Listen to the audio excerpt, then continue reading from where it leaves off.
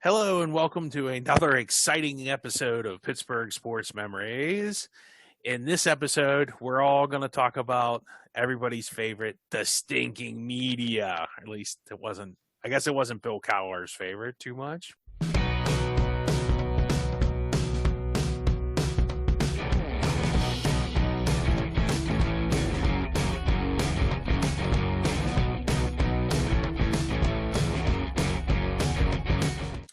So there have been many radio, print, and TV personalities and journalists.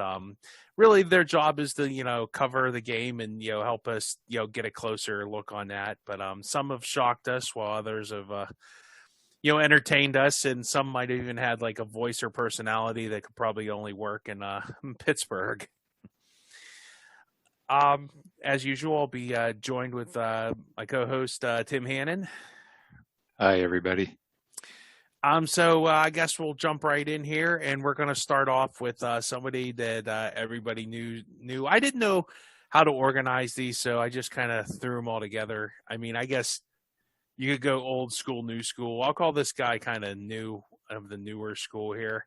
That would be one Mark Madden. He is definitely the most controversial figure on this list. His quick bio. He grew up in Shaler. He graduated from Duquesne University, so you got that going for you, Tim. He worked for the Post-Gazette. He covered high school sports when he started. He also worked with the WCW wrestling as an announcer. Then he was on a Channel 4 Sports Sunday Roundtable show. He also hosted a talk show on ESPN Radio 1250. That's probably where everybody kind of became familiar with him.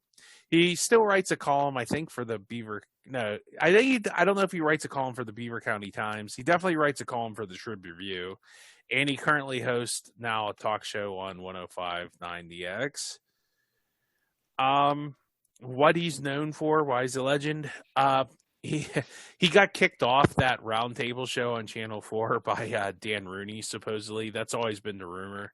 I think he said something like negative about Hines Ward or something. He also got kicked off of ESPN Radio for making a joke about Ted Kennedy. And this is the quote. I remember hearing this. I don't remember it being this bad, but I guess, I don't know. I'm very disappointed to hear that Senator Ted Kennedy of Massachusetts is near death because of a brain tumor. I always hoped Senator Kennedy would live long enough to be assassinated. So they kicked him off for that. I mean, there's a lot of people that don't like Ted Kennedy, so I always thought that was kind of political, but I guess maybe not, reading that quote. Honestly, that was one of those things that, so it was definitely a little crass. Was that the worst thing he ever said? Not by a mile. And were there people that were like legitimately offended by that? Like, I won't listen to your station anymore. I won't buy any products of people who advertise. I mean, it really wasn't anybody that was. It was a small group of people that were actually like hurt and offended by that. I wrote the station manager at 1250 an email at the time that I still have, and I was all angry about him getting fired, and I was like, I'm not going to listen anymore.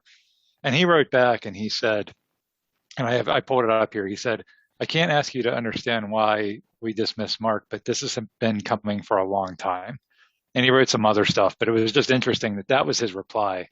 Wow. So this was like the straw that broke the camel's back. This was Mike Thompson, who was the general manager at 1250 ESPN Radio. He actually wrote me back and said, it was interesting that he would say that. You would think, A, you wouldn't even get a response, and B, it would be just a template like, thank you for listening, we believe blah, blah, blah. I mean, he basically said, this has actually been a long time coming. So that was interesting to hear. It was very candid, and it just made you think, okay, they were just kind of looking for a reason at that point, and this was the reason.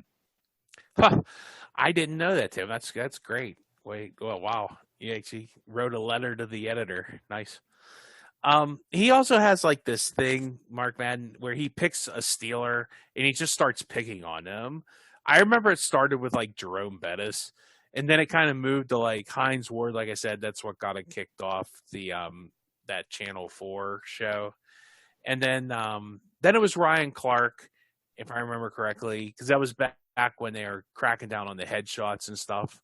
And now it's Juju because he dances on TikTok and stuff. Um, he once bet, on a more humorous note, he once bet Mario Lemieux that he couldn't score from a face-off. So in 2002 against the Buffalo Sabres, Lemieux actually scored a goal off the face-off. And Mark Madden, true to his word, donated $6,600 to the Mario Lemieux Foundation, which of course benefits people with cancer and such. So that was a pretty cool little story. And Madden, when he did WCW, I don't remember. Do you remember Tank Abbott at all? He was like he ran a UFC, like one of the first UFCs. He was an actual UFC fighter in the very early days of that.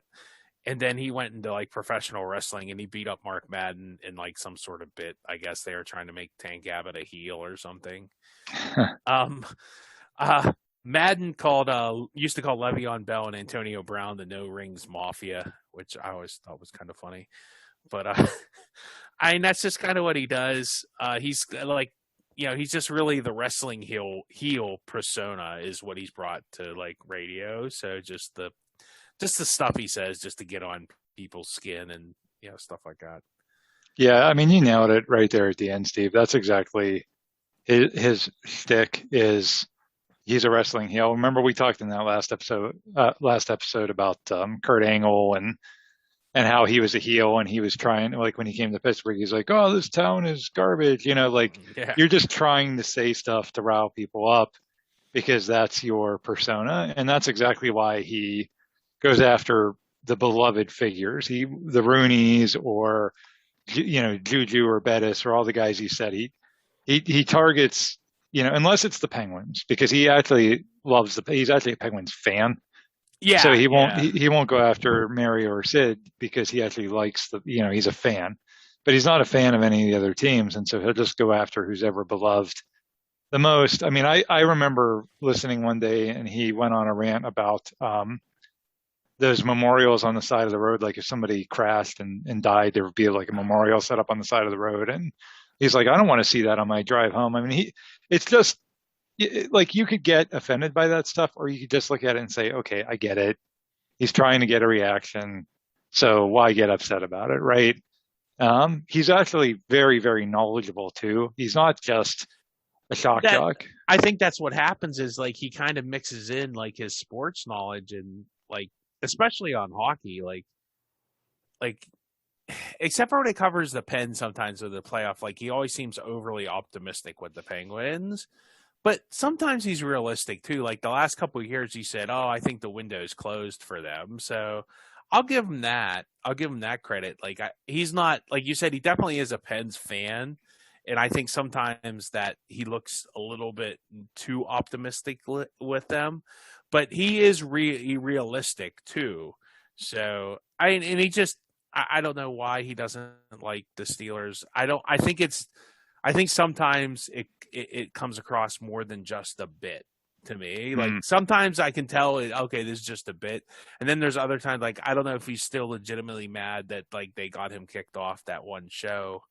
I mean, it was just one of those stupid Sunday roundtable shows. I mean, I don't even know if you get paid for that or, it's just more just to get yourself publicity than anything. So, but that's Mark Madden. He's definitely one of the bigger sports personalities in Pittsburgh sports history. So I figure we start off with a kind of shock jock. This guy I would say is old school, but this is like respectable old school. And that would be Ed Bouchette. And he wrote for the Post-Gazette from 1985 to 2019. And Tim, he exclusively covered the Steelers, right? I don't remember him covering like any other sports. Do you? No, he was the Steelers beat guy, and he was always the guy that you went to for just any sort of Steelers knowledge. Whatever you wanted to know about and whatever you wanted to believe is truth. Well, did Ed Bouchette report it? I mean, he was the guy for Steelers news. And it's a shame. Now he's with the Athletic, and once again, I guess I'm too cheap to do this. Like you have to pay $1 to read him because like you said, like if you really want to know what's going on with the Steelers, and not just be like a bunch of like made up BS, like somebody that actually is in the know. It's Ed Bouchette. He still has. I looked it up when I looked him up because I was wondering if because the NFL Hall of Fame, how they induct people is every team with every NFL city, they pick one writer, and that writer gets the Hall of Fame vote. And then I think there's a couple at large, like people like Peter King, and I think there might be a couple. I think he used to be, I think Dan Lebitard used to vote for the Miami. I don't know I didn't see who does the Miami anymore, but he still does the Pittsburgh. He still has the vote for the NFL Hall of Fame for Pittsburgh, even though he works for the Athletic now.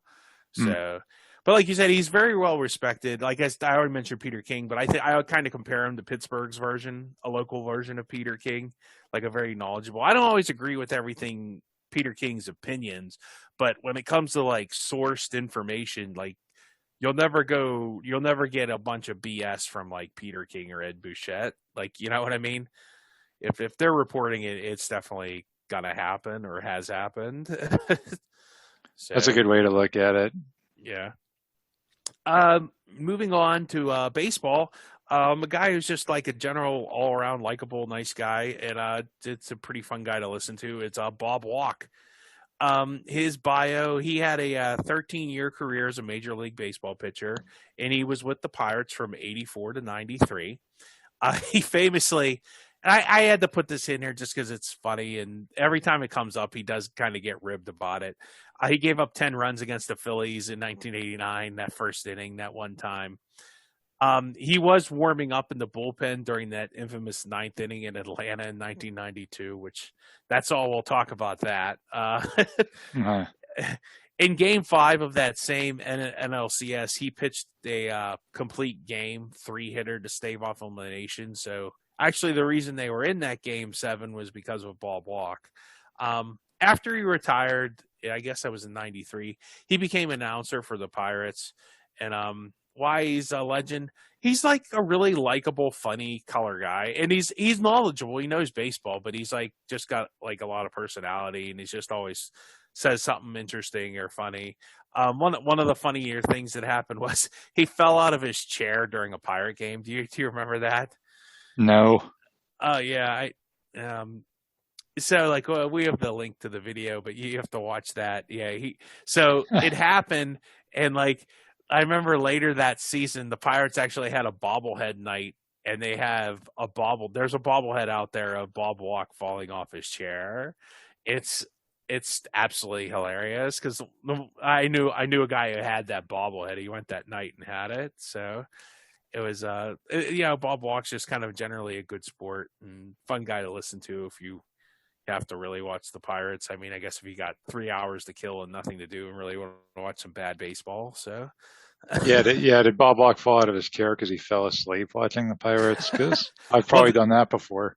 Well, I think that was back kind of in the couple years when they had McCutchen and Walker, so the Pirates were actually good.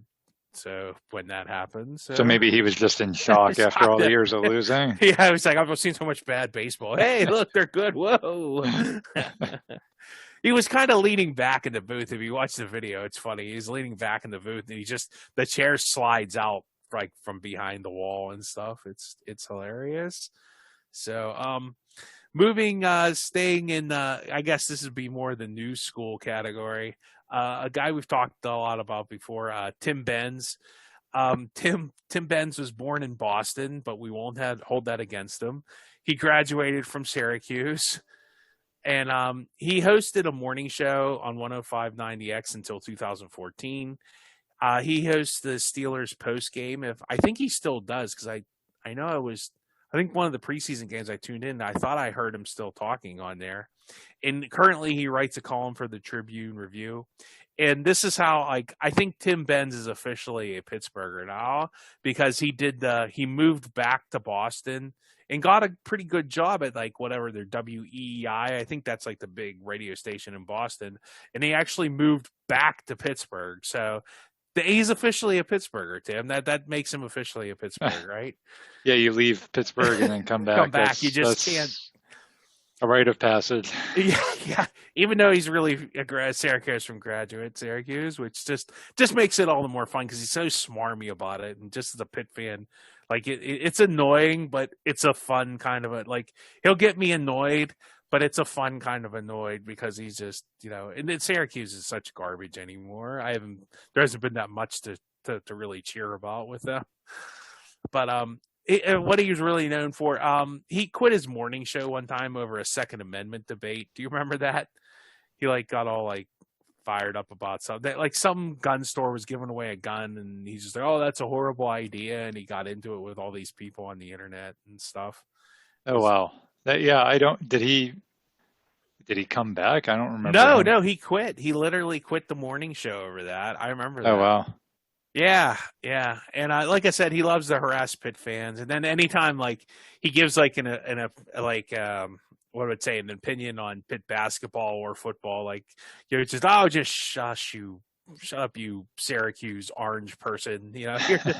Go back to Syracuse. Yeah, but no, it's all in good fun. And I always like Tim Benz. I thought he had pretty good opinions and pretty fun guy to listen to. So Yeah, and that's surprising about the Second Amendment debate because he's always typically been a middle of the road political guy. He's written some really great articles for the Trib, uh, usually sports related, but where he's just pointed out the ridiculousness from both sides of the aisle, and whether it's the national anthem debate or whatever. I've just always appreciated his kind of take on things because it's a lot less one side of the aisle kind of passion, and it's a lot more just practical.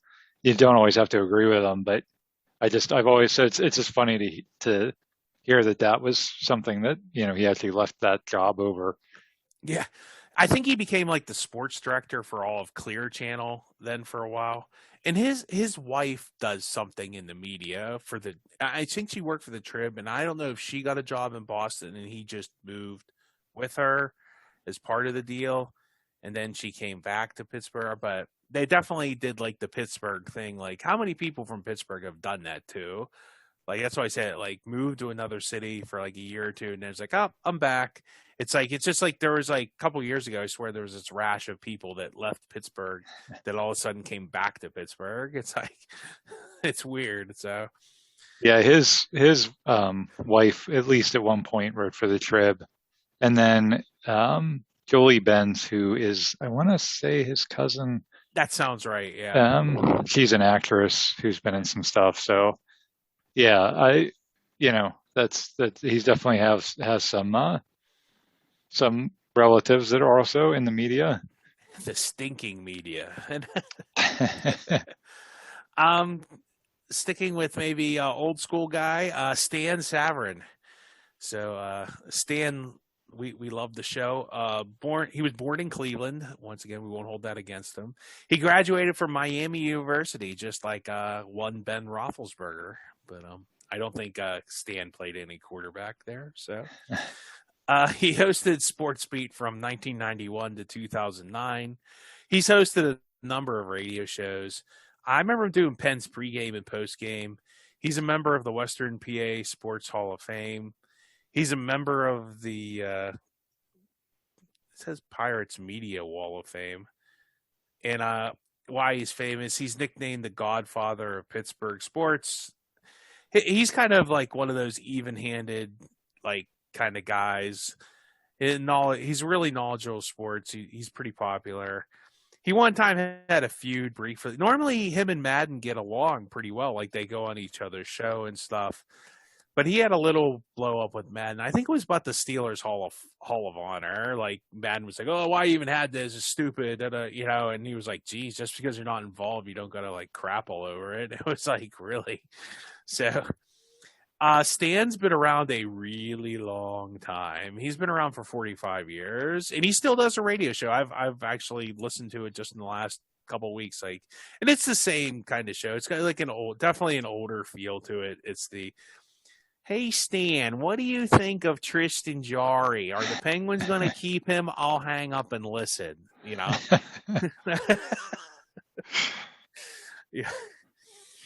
But, Yeah, there's still a market for that, and yeah, I mean, you're right. He's been around as long as you and I have been alive, he's been a Pittsburgh sports media figure. So he's just been around forever. And I used to listen to his show a lot when he was on in the afternoon.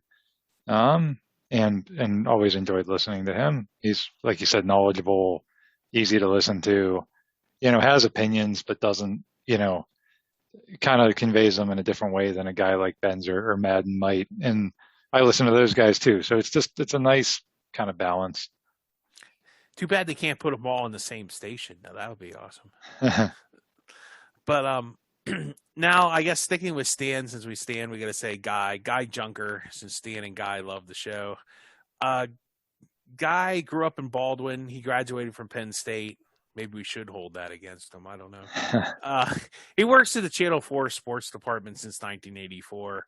He's done pregame, halftime, and postgame for the Steelers. He's been around a long time, too. He hosted Sports Beat with Stan, for a long time. It was Stan and Guy loved the show. He's okay. I always think of him more of a reporter than ever really a talk show host. I don't know. Maybe I was too young for the whole Sports Beat thing, but I mean, he's another kind of old school, I'll hang up and listen kind of guy going on there. And going into more play-by-play, a gentleman named Lanny Fratteri. Do you remember Lanny? Of course. Yeah. He was Ithaca College grad, and he started calling the Pirates play-by-play in 1979 until his retirement in 2008. His 33 years of play-by-play for the Pirates is the longest in team history. No doubt about it. I remember that. That was no doubt about it. And go ball, get out of here.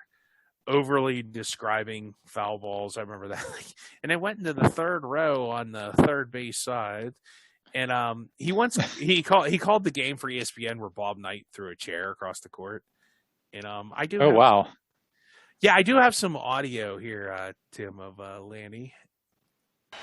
The Pirates have scored 3 here in the bottom of the ninth. The Bucks have the tying run at first base.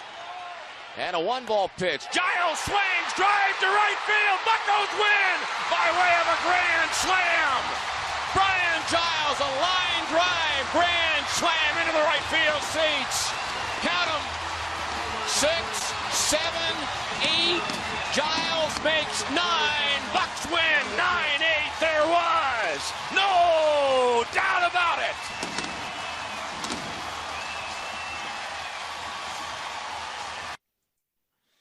Okay, as you can hear, that's Lanny doing his thing. And, there definitely was that's a pretty good no doubt about it there, huh? Yeah, that was always, it was just comforting to hear his voice. And that was, that was back in the day where you would actually listen to baseball on the radio because you'd be, I don't know, doing something else, right? You couldn't bring the TV with you like you could now with streaming services and stuff. And just hearing his voice, and it wasn't just on the radio; he'd be on TV too. So, just to really have a lot of good memories of the Pirates when I was younger, and his voice went along with most of those. Yeah, I always liked Lanny. Lanny was legendary in 1979. So I guess he called the last Pirates World Series. So that'll be an answer to a trivia question 50 years from now. Still. Staying with Pirates play-by-play guys, one Greg Brown. I think he's a media legend by this point, I'm thinking. For 3 years, he was the color analyst for the Buffalo Bills. If you listen to the NFL Films highlights of the big comeback game against Houston, you definitely hear Greg Brown chiming in at key parts. So it's pretty cool. So in 94, he decided he had enough of winning football, which is probably good because the Bills stunk for a long time until about a couple of years ago. He decided to go watch the Pirates stink for 20 years. He replaced Lanny Fratteri as the main play guy in 2009.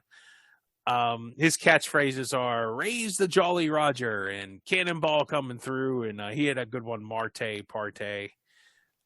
Here I have a little clip of him doing a home run call. I think this is the Cueto game. Now Cueto from the crowd.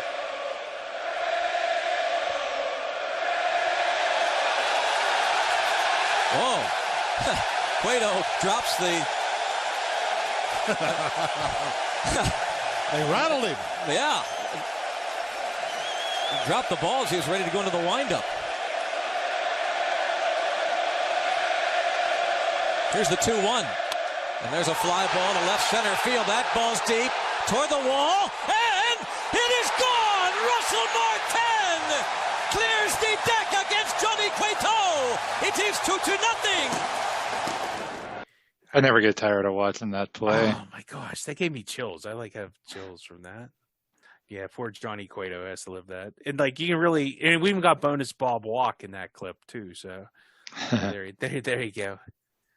But there's some great calls from Greg Brown. Greg Brown, he's had to watch a lot of bad baseball, so I guess that's good for him. At least he got to be for the Cueto game. So yeah, it's rare that you find a baseball announcer with as much enthusiasm as Greg Brown. So kudos to him, especially like you said, given the team he's assigned to. Sticking with I guess this is play-by-play, guys. Mike Lang, the legend, he just retired recently. Mike Lang joined the Penguins in 1974. He actually worked for a team called the San Diego Gulls, which I guess was another hockey team. He left the Penguins in 1975 because they were bankrupt. Can you believe it? The Penguins bankrupt. Who'd have thought of it? Who'd have thought it? Yeah.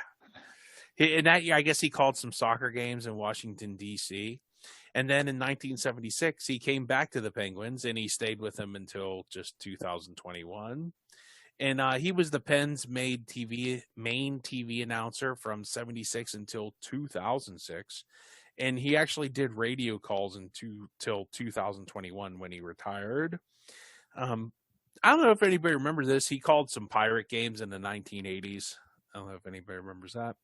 And why was he a legend? Well, he was in the movie Sudden Death, so that immediately elevates you to legendary status. So I think he curses in Sudden Death, doesn't it? Or is that Staggerwall? I think that's Staggy that curses, okay. Yeah. Okay. Well, I don't know if he said when the terrorists came in, scratch my back with a hacksaw or something. I don't know. But when Jean-Claude Van Damme kicked somebody, maybe they should have had a Mike Langism. But that's kind of leads us into what he really is famous for is his goal sayings or game sayings. So he has a collection of them. These are just a few. They aren't all of them. There is a link in Wikipedia that has a list of them. It's a hockey night in Pittsburgh. It's a hockey night in Pittsburgh, and Elvis has left the building. And more recently, slap me silly, Sydney. And he's smiling like a butcher's dog and beat him like a rented mule. He has some great calls, and I think the main one we'll share him is the 1992 Stanley Cup call, because that's probably his best one. I looked through some of them. The 2009 one's kind of frenetic. It's not bad, but I like the other one better. So I will share that with you. Stelio shoots it blocked. The Penguins have won the Stanley Cup. Oh, Lord Stanley, get me the brandy. So there's Mike Lang doing his Mike Lang thing. Definitely the king of the catchphrases. Definitely probably one of the more legendary play-by-plays in Pittsburgh sports history. Your favorite Mike Langism, Tim? Do you have one? Yeah, I like beat him like a running mule because it's just, I don't know, it just always makes me laugh, and it's always at the expense of some poor goaltender, that just got. I remember in the 2009 conference finals, they had this really good goaltender named Cam Ward, and there was a game where Malkin just destroyed him with a hat trick, and it was just he beat Ward like a running mule, and it just was. I don't know. Those ones always just made me smile for whatever reason. So, but I honestly, I take that back. That's probably my second. My favorite is honestly just the he shoots and scores, because it's just so classic. It's just such a classic call. You have that call for guys that have been playing for the Penguins for the last 2 years. You have that call for guys that were playing for the Penguins in the 70s.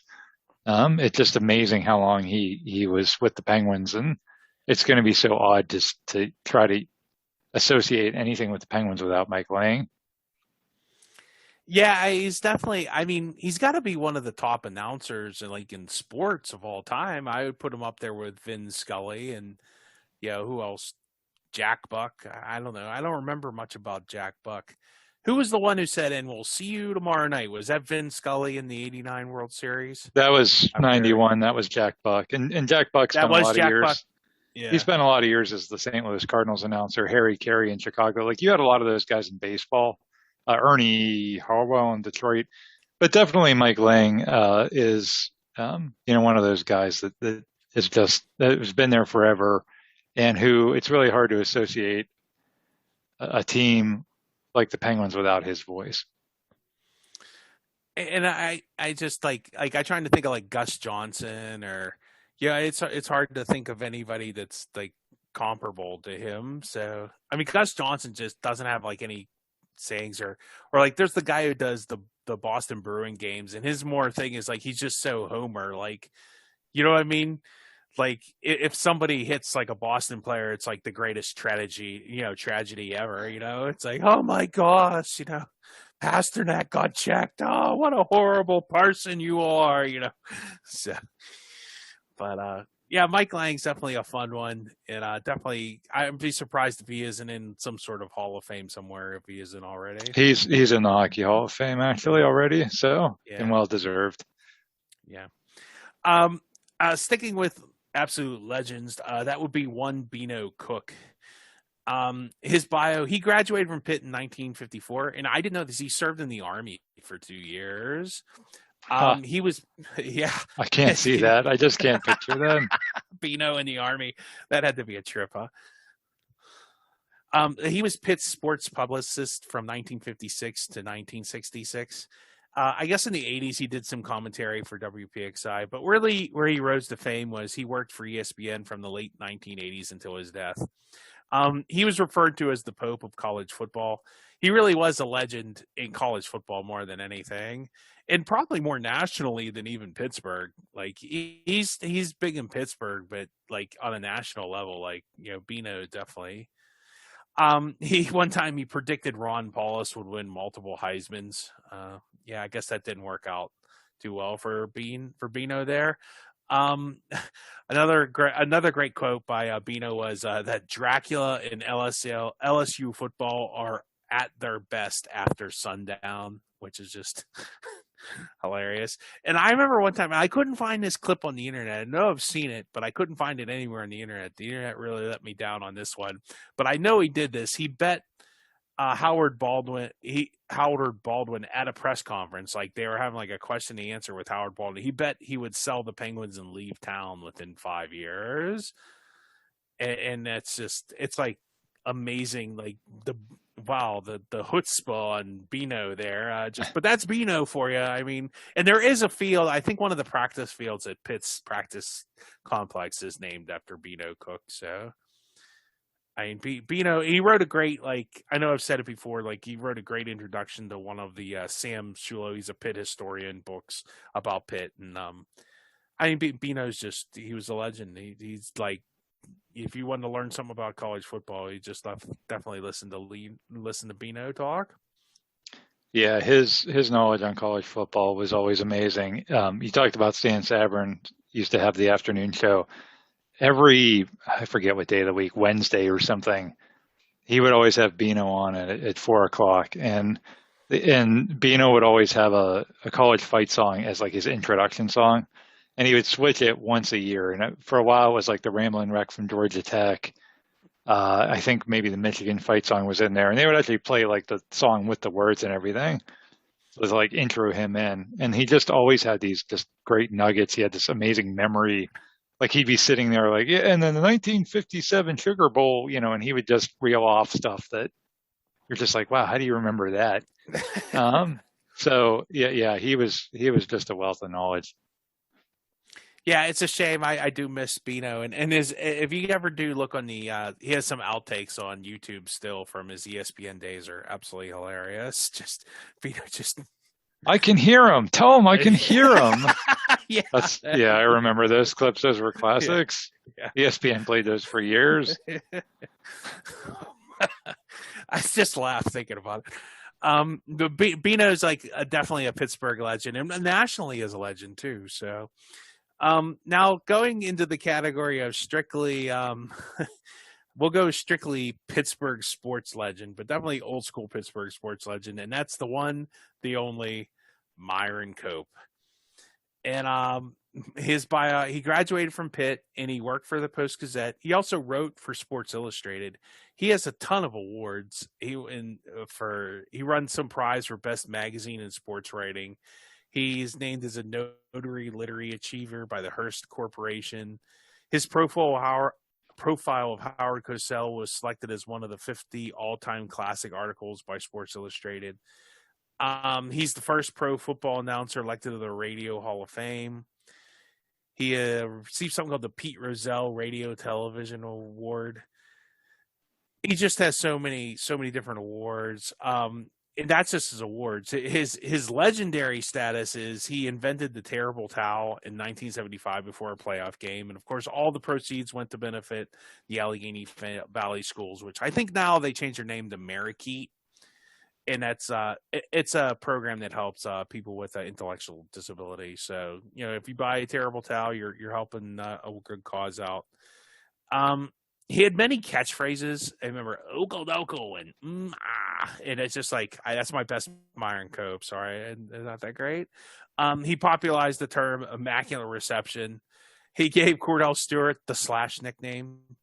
Did Jerome Bettis, was he already the bus when he came here, or was that a Myron Cope thing? That's a good question. I don't know. I don't know. I remember the Cordell Stewart thing because I remember it distinctly. It was the Monday night football game against the Browns in 1995, and I was at that game, and I listened to Myron on the way home. He always went down to the locker room to do like locker room interviews, and he actually Cabana. Was that yes, Cope's Cabana? It was yes. Cope's Cabana because he sang the Copacabana song by Barry Manilow for it. Yeah. And he was saying, he was sitting there like, he was like, oh, I guess Cordell Stewart, quarterback / running back / position. Well, let's just call him Slash. Like I heard him actually come up with that on the spot, and then 2-3 weeks later you hear everybody, national guys, everybody just call it Cordell Stewart Slash. So the stuff he invented, like. He had this knack of just coming up with stuff that stuck. I mean, he would have been a great like marketing person, like commercials or slogans for companies, because whatever he came up with, it just always stuck for years. Yeah, he was such a character, and I remember my mom at first she was like, "Oh, his voice is so annoying, and who is this guy?" But then you would listen to him, and he would just grow on you. It was like, what was that Seinfeld bit? Costanza, by Menon. It's just it gets stuck in your head, just like you said. I remember he had one called Jerome Bettis, he ain't no head of lettuce. I think that he says that in his Macarena song. And I do have a link. I remember Yoy to the World. I remember that was on the sides of buses. He had a radio show on 1250, and I remember when Johnny Majors came back the second time, he did a recap of Johnny Majors first year or 1 year at Pitt, and he did a recap of all the games, and it was he was and Majors and the Marauders from Pitt went down the Southern Miss, and it was wild. It was just so entertaining, like you said, and memorable. They don't do stuff like that anymore on sports radio, which is a shame, because it was actually fun. Now it's oh, let's all yell at each other about, like you said, people kneeling or something stupid. Sports is fun, Right. So I'm gonna play. This is from 1984. And this is called Deck the Broncos, and this is classic Myron. This is unbelievable. I found this, and I have to share this, so we will share it.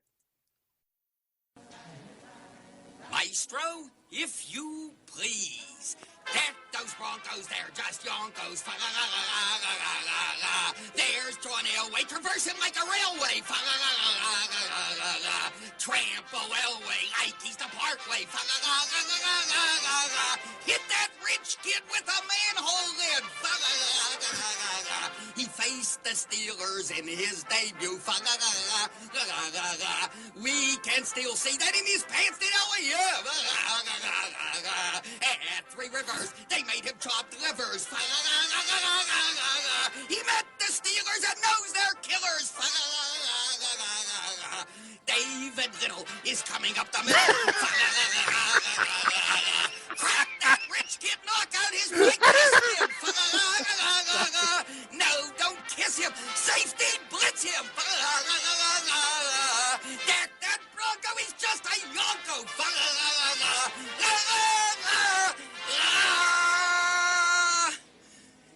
Yoy. Merry Christmas from Myron Cope on sports. The funny thing about that is if you played that for some fan or some, somebody in some other city that never heard of Pittsburgh, they'd be like, why did somebody record their drunk uncle trying to sing a Christmas song? I'm sorry I laughed in the middle of that whole when he said David Little coming up the middle. Yeah. I just and like it's great. Like we ate that up, in Pittsburgh, and we even watching that clip today. We love it.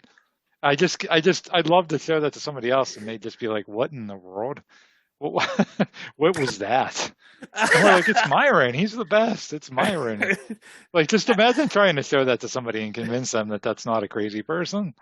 I don't why did he kept calling Elway a rich kid? Is that because he held out in that draft and wouldn't go to the poll? I don't know. He kept saying the rich kid's bicuspid. Hit him with a manhole lid. That's horrible. That's hilarious. That would get him canceled today, I think. Oh, I know. I'm so insulted. Maybe not. I don't know. You said rich kid, so maybe that would not get him canceled.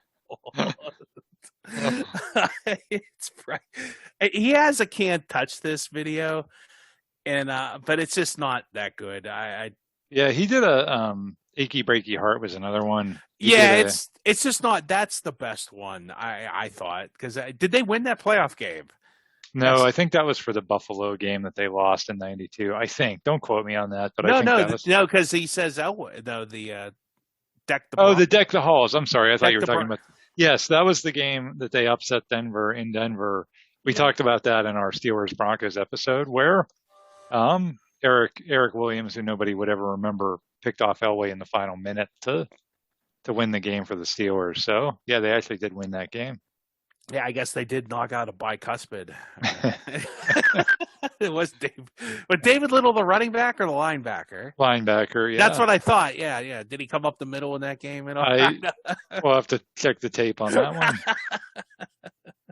one. Which leads to our last entry, and I saved this because this is one of my favorites. Hang on, Steve. I just one more anecdote to add. Oh, okay, Myron.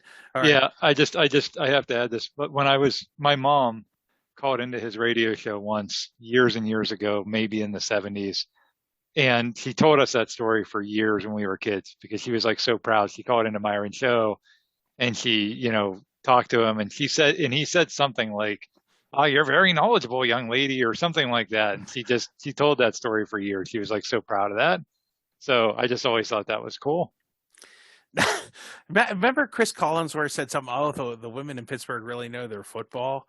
Oh, yeah. Like how much trouble he got in that it's like, they really do. I mean, it's a fair observation. I don't know why people get so fired up about it. At least around here they do. I don't know. But anyway, moving on.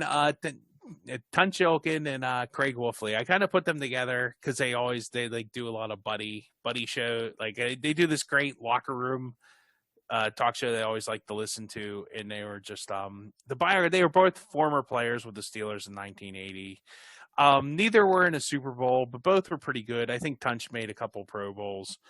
Why they're a media legend, mainly Tunch, just because Tunch has kind of had to retire and step back. But Tunch hosted a show, Lunch with Tunch, and he would interview all the Steelers and football guys. It was pretty awesome.